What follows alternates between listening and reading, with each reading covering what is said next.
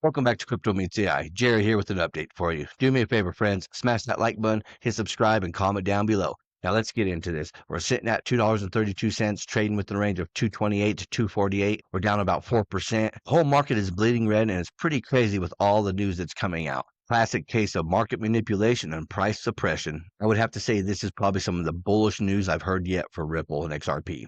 We're proud to announce Ripple is acquiring treasury management leader GTreasury. The fusion of Ripple's enterprise crypto solutions with GTreasury's 40-plus years of expertise immediately opens a multi-trillion-dollar corporate treasury market. Learn how this move enables CFOs and treasuries to unlock idle capital and transfer funds instantly for the world's largest brands. Now let's take a deep dive into what it really means. Ripple just bought the keys to corporate treasuries. Ripple acquires GTreasury for a $1 billion acquisition. This isn't just expansion, it's infiltration of corporate capital HQs and the EU. This is way bigger than you think. Let me explain. GTreasury manages 13 plus trillion in corporate cash across 1,800 plus banks, Fortune 500 corporates, and multinationals. It is the back end every CFO relies for cash, FX, risk, and liquidity. Now imagine the entire infrastructure running on Ripple rails. Oh my, I hope you all see where this is going. The exact layer Ripple has been missing. Ripple doesn't need to sell to banks anymore. With GTreasury, it's already inside their treasuries. Every dashboard, every FX swap, every liquidity pulse, quietly routed through Ripple Tech. And what's Ripple Tech? XRPL, of course. Ripple EU PSD2 connection. Europe's PSD2 law forced all banks to open APIs for payments plus liquidity. Ripple's net API framework is already ISO 222 native, the same data model PSD2 mandates. GTreasury's clients, all PSD2 compliant. Ripple just plugged into the EU grid. The banker, Lord Belgrave, had already leaked the NDA about this deal weeks ago. The anonymous insider said Ripple was already inside the same rails as Visa and MasterCard. Everyone laughed. Now Ripple buys GTreasury, the backbone of 1,800 plus banks. He didn't guess, he knew. In 2017, Europe forced banks to open their APIs under the PSD2. The headlines were about competition, but in the rooms where I sat, the conversation was about something else. Liquidity plus identity. That's where RippleNet quietly entered. Ripple custody. Ripple now controls Medico, EU custody, standard custody, US regulated, and GTreasury, corporate liquidity. That's custody plus liquidity plus settlement. The entire stack, my friends. The identity layer. Next comes ZK Proof Identity, privacy credentials, and cryptographic KYC. This directly relates to Ripple's upcoming permission DEX and domain for servicing institutions. It's compliance without surveillance, exactly what the post-PSD2 world demands. Coincidentally, this information was also leaked beforehand by Lord Belgrave. DNA on-chain is building the institutional layer Ripple hinted at, a permission DEX, on-chain credentials, and verified domains that banks can use to deploy trillions in tokenized assets on XRPL. It is a safeguard rail that institutions like BlackRock use. When the ECB president, Christine Lagarde, said DLT is shaking the system, she wasn't warning, she was hinting. Months later, Ripple expands across Europe and aligns with PSD2 and acquires GTreasury, the exact infrastructure ECB is modernizing. She knew. Ripple's already in the room.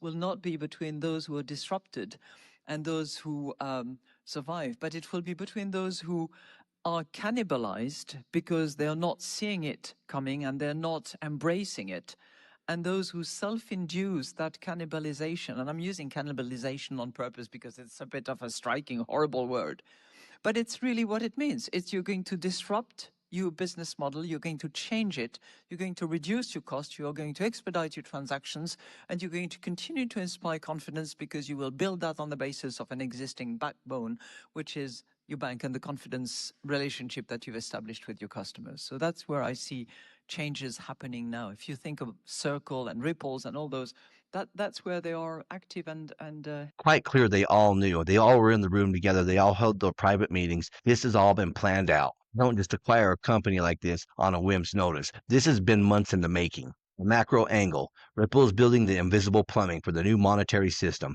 Payments, liquidity, custody, identity, and settlement. GTreasury just gave them the missing note, corporate money control. Told you they were going global. Ripple didn't break into corporate treasury. It became the treasury. Liquidity, custody, identity, unified under one silent network, and it's already live. If you found this information valuable, helpful, or hell, even entertaining, please like, share, subscribe, and comment down below. And then you have Brad Garlinghouse throwing cryptic messages like this. Check this out. It's happening right now. It's happening to banking. And it's happening with Ripple. Blockchain, crypto. Customers and suppliers are paying with it and making real-time settlements around the world. So it's happening to bonds, currency, markets, almost anything. Because if change is happening in finance, then it's happening everywhere. And it's happening with Ripple.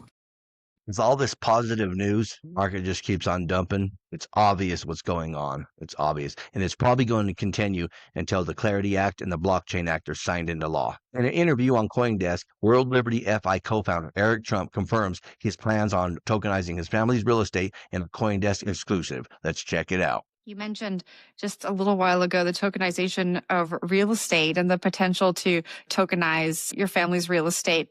Would you ever consider tokenizing any of the real estate in your portfolio? So I've got a big announcement. I won't tell you right now, but the answer is yes, I would. We're working on it as it pertains to one specific building that I'm doing right now, and I think it's going to be absolutely incredible. So many people would love to have a piece of something that we do. If I decided to build a hotel, in Washington, D.C. or in Dubai or in New York, why do I have to go out again using the Deutsche Bank or, why do I have to go out to them and get financing? Why can't I just go out to the masses? Why can't I go on my X and go out to our tens and tens of millions of people and say, guys, you know what? I'm going to build the greatest tower in Dubai or in New York. Who wants to join along? Who wants to share in that? Who wants to buy 1/1,000,000th of that building and put in $1,000 and be part of our success together, right?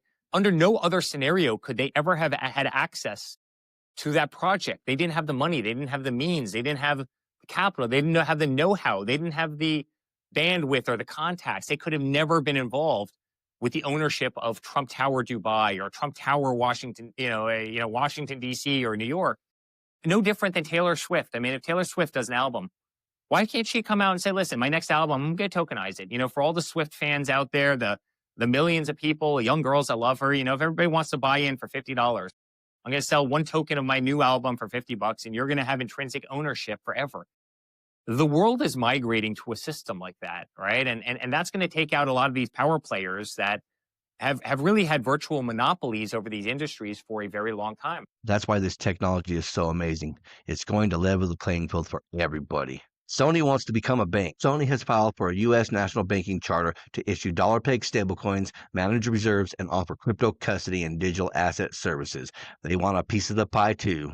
Now up Hedera. Beeah Group officially integrates the Hedera Hashgraph Group's Digital IDTrust solution, built on HBAR across all applications in Sharjah. This cutting-edge platform will power secure, transparent digital access across key sectors, including sustainability, smart technology, real estate, and healthcare. Another massive step for Hedera HBAR and real-world blockchain adoption in the UAE.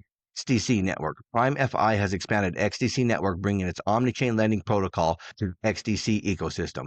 PrimeFi, the first omnichain lending and borrowing protocol, PrimeFi has officially expanded to XDC Network, opening the door for all XDC users to experience a one-of-a-kind money market. This is just the beginning. And last up, some Flare news. Welcome Xaman Wallet, now live for FXRP minting. This is the first phase of integration. More on-chain abstracted features are coming soon to make your XRP FI journey on Flare networks even smoother and safer. Well, that's what I have for you folks. Until next time, stay savvy, stay stacking, and I'll catch you in the next one. If you enjoyed this, smash that like button, hit subscribe, and comment down below. And if you want more crypto deep dives, check out our videos right here on Crypto Meets AI. Thank you for watching. Remember to always do your own research. This is not financial advice.